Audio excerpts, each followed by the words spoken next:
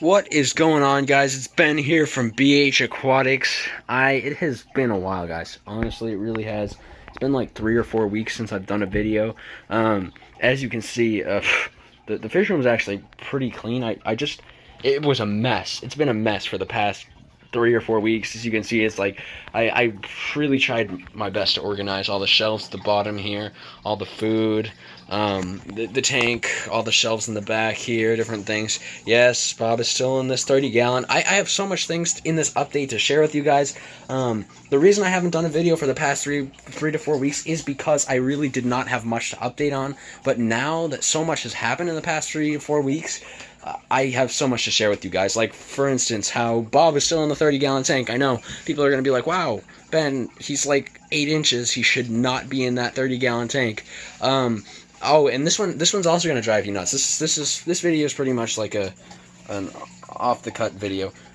These are all my mom's fish from her classroom. So her goldfish came, and I put them in the 55 because I have no fish right now. The stir-by corridors are so hard to get that we still haven't gotten them yet, so that's good. But in the meantime, okay, before you guys flip out, probably can't even see it now that I think about it. I know this is terrible to do with a flashlight, guys, but you really can't see it that well through the tank. And since it's all messed up in there, you can just barely see the tail of the South American red-tailed catfish that I got there. I actually got that yesterday. Oh, you can see it without the light better. Alright, well, I didn't really plan for that one. But anywho, you guys are probably freaking out right now. Like, Ben, you did not just put a South American red-tailed catfish in a 55-gallon tank. Like, that's just cruel. I get it. It is. It's only 4 inches right now, Ben. It doesn't matter if it's 4 inches right now. It's going to grow very fast. Yeah, I get it. I have plans. We're setting up a pond in our backyard. When he gets a little bit bigger, when he outgrows this tank, we're going to put him in the pond. I know he will outgrow the pond because it's not going to be huge, so we're going to have to move him somewhere, maybe sell him, I'm not really sure. Now, let's get to our buddy Bob here in the tank that has endless reflection because I am stupid and I don't have enough money to afford a light that actually goes into the BioCube because, one, guys, if you're going to do a saltwater tank, which is what I originally bought this BioCube for, don't buy a BioCube. Some people love them. Me, I personally hate them. I think I could run a better saltwater tank based off of the knowledge that I've got from working at Central Mass with a regular fish tank like this 10-gallon here than I could with this BioCube. Because it's just so much more expensive to run it in a BioCube. You can set up a little 10-gallon like the ones that I have seen that I pulled dead out of at Central Mass.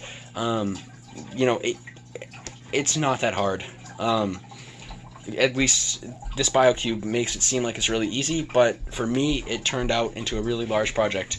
Now he's still in there because he's much bigger than all the fish in the 55 here. And he's also very territorial. I've put a couple of fish in there with him, and it hasn't really worked out well.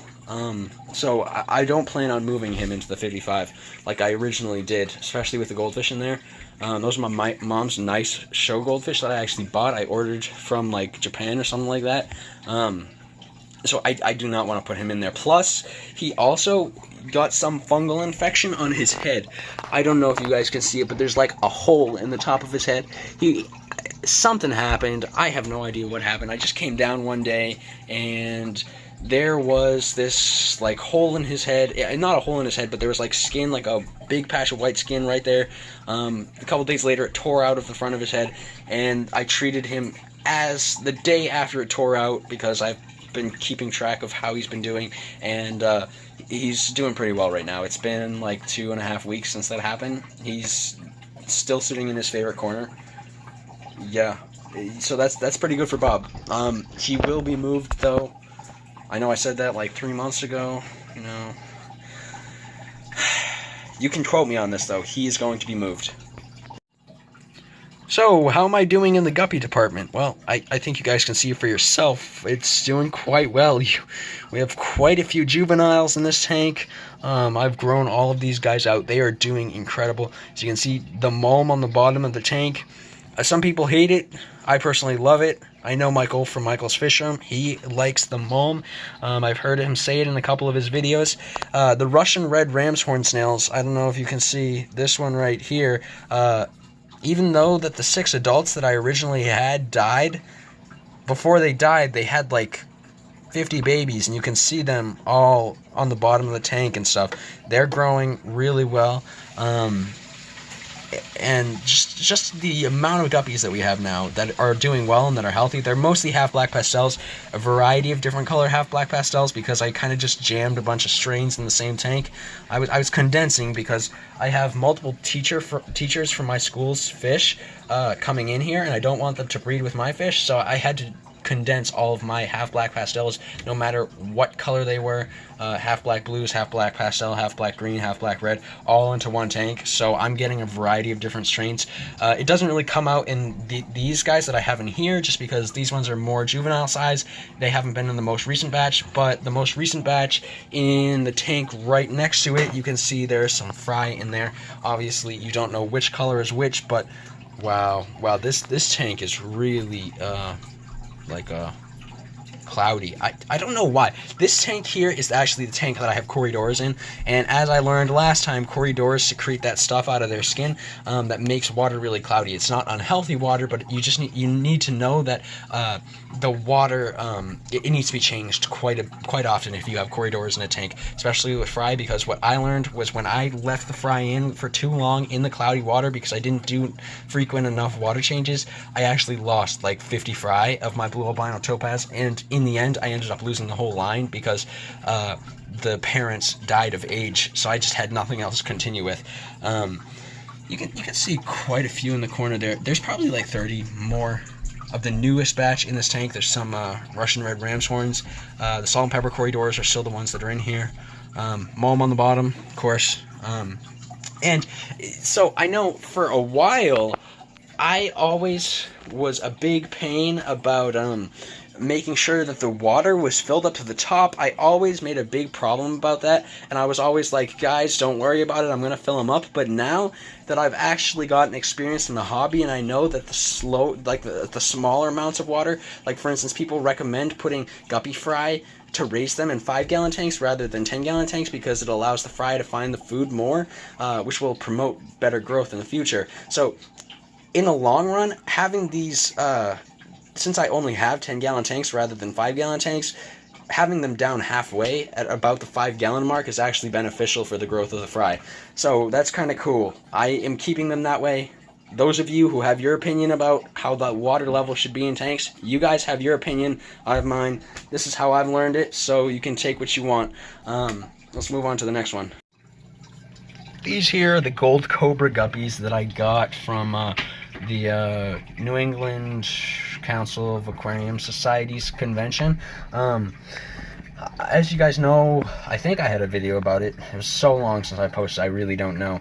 I bought these guys from Michael's Fishroom. I have not gotten any fry from them yet, so I threw in another female, the remaining blue albino topaz female that I had. She was a pretty big one, so I just decided to throw her in this tank to see if I could get some breeding, maybe out of the blue albino topaz female and the yellow cobra guppy male, but I still have not gotten any fry whatsoever. So in the end, I might start forming a mutt guppy tank, especially since I have some more guppies that I've lost different colors. There's strains in the bottom tank over here. So we'll talk more about that in a minute, but these guys here, I have not had any success in breeding these. Alright, so this is what I was talking about in here when I said like 30 seconds ago that I'd talk about these in a minute. Yeah, these are the nicer half-black pastels that I got from a breeder at a local fish club auction. But I had a female in here. I started off with 3 females, and 1 male. ended up losing the male, losing all 3 females, but now I have the remaining 3 male juveniles that came off of them that were part of the first batch of fry that they had. They only had these 3 fry, so I feel like it just was kind of an unsuccessful breeding group. These guys, they're doing well. They're growing. I'm growing them out. They're going to be nice big. Maybe I'm going to put them, try and match pairs up with the gold cobra guppies up in the 15-gallon in the back there. You know, maybe try and get some mutt breeding, get some hybrids. I really don't know too much about what we'd get out of that. But whatever the outcome would be, it's probably going to be pretty cool in the future. Now, just because we don't have the stir-by corridors, we do have the Corridora like breeding trio here. It's really not a trio because I know you should have males outnumbering the females, especially when breeding Corridoras. This is like an emerald Corridora male, which is right here, an emerald Corridora female right there, and an albino I'm gonna really screw up that name, so let's not. Just an albino version of the green emerald corridor in the back there. These 2 are females, and the one in the back is a male. I know I should have a lot more males. I probably have a lot more success in breeding, but I haven't even gotten egg drops yet, where the person I got these from actually told me that I would get egg drops, and I still have not. So I'm kind of waiting to see what will happen here. If not, I'd probably put these guys up for sale. I'm thinking of starting an eBay page, maybe. I know I said that a while ago, just like a lot of things that I say.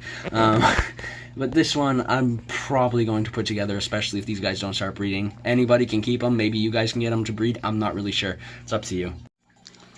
So overall, guys, I know this video has been a pretty long one, just for an update, but then again, it has been like 3 or 4 weeks since I last uploaded a video. Hope you guys enjoyed this as much as I enjoyed making it.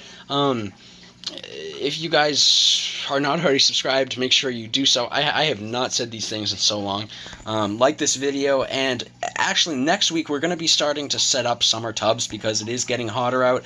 I do have a couple of 55-gallon reservoirs that I'm going to be cutting in half and flipping over to use as multiple summer tubs for my guppies, because some people in the local fish club told me, you know, this will get great colors out of your guppies. So I was like, alright, I gotta try it. So if you like stuff like that, make sure you check into next week's video. Once again, thank you guys so much for watching, and I'll see you guys next week.